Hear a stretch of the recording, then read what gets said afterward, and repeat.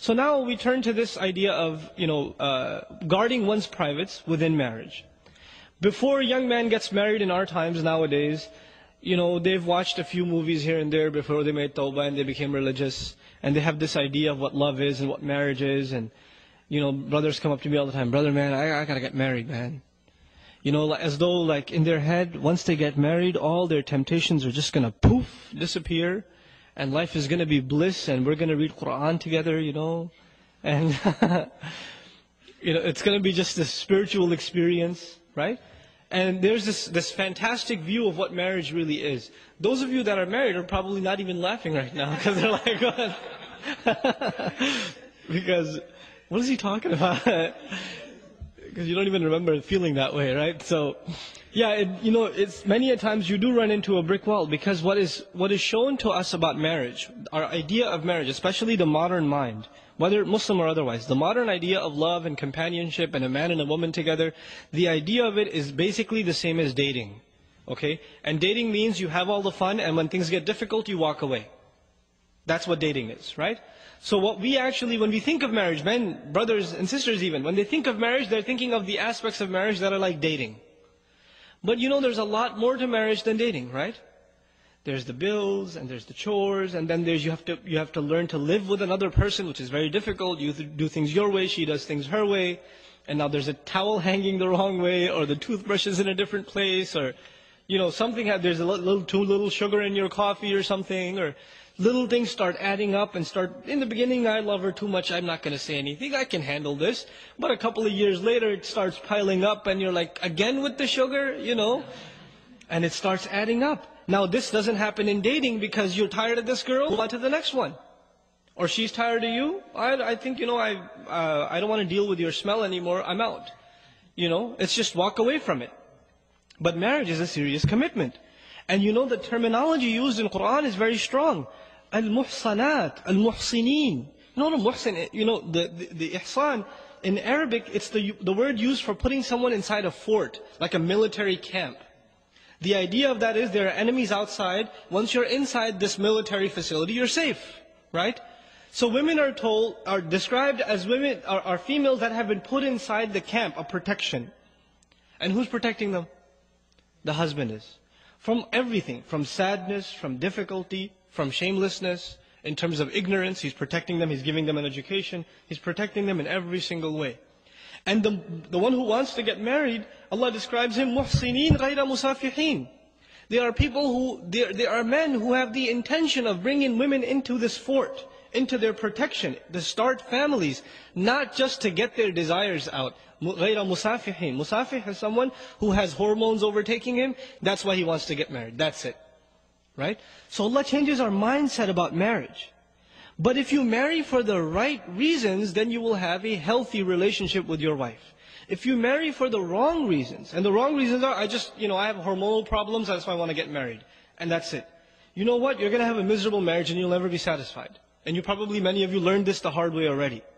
Because the intention was all messed up. The intention has to be to start a family, to please Allah subhanahu wa ta'ala, to increase the good in society.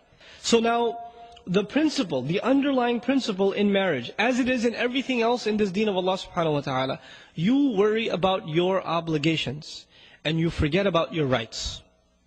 I know that sounds very harsh. But if you can do that, experiment it for 6 months. Forget about your rights, worry about your obligations. What can I do for my wife? What more can I do for her? Can I buy her a gift? I haven't given her anything for a long time. If she makes a mistake, pretend like she didn't even make it, right? وَإِن تَصْفَحُوا وَتَغْفِرُوا تَعْفُوا وَتَصْفَحُوا. Tasfahu means cover the page. When you cover a page, you can't see the previous page, right?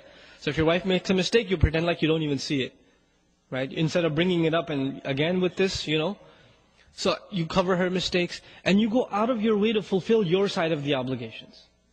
You go out of your way to show sabr and compassion and overlooking, and even the hurtful comments, you don't respond to them except with a smile, etc., etc. You go out of your way to do your part. Because when you start expecting You expect certain things from your wife. She should take care of me. I have physical needs. I have psychological needs. She should give me company. She should be nicer to me. She should smile when I come home from work instead of frowning at me all the time and reminding me what groceries I didn't do or what laundry I forgot to finish, right? She should be nicer to me.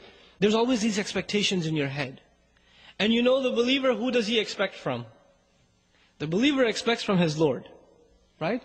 Because everyone besides Allah subhanahu wa ta'ala will disappoint your expectations. ضَعُفَ الطَّالِبْ وَالْمَطْلُوبِ is a universal principle Allah Azza wa Jalla revealed. The one who seeks, the one who demands is weak, has been weakened. And whatever he seeks has also been weakened, inherently weak. So long as you place any hopes in creation, you are necessarily going to be disappointed. You put hopes in your boss, he's going to give you a promotion, it's not going to happen. You know? You put hopes in a friend, he's going to come through, he gave you an appointment time, he's going to pick you up, he's going to be late. He's not going to be able to make it. You put hopes in creation, you put hopes in things, they will disappoint you. Allah Azza wa Jal wants us to learn to place hopes only in Him. And then when this attitude is developed, then what happens is, if your wife gives you a little, you're very grateful because you weren't expecting anything.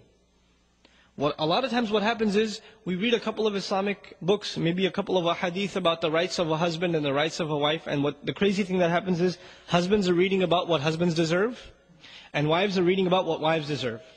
As opposed to the opposite. Husbands are supposed to be reading about what? What the wives deserve.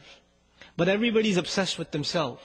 They're selfish. Even when they come to Islam, they learn and they study that which serves them.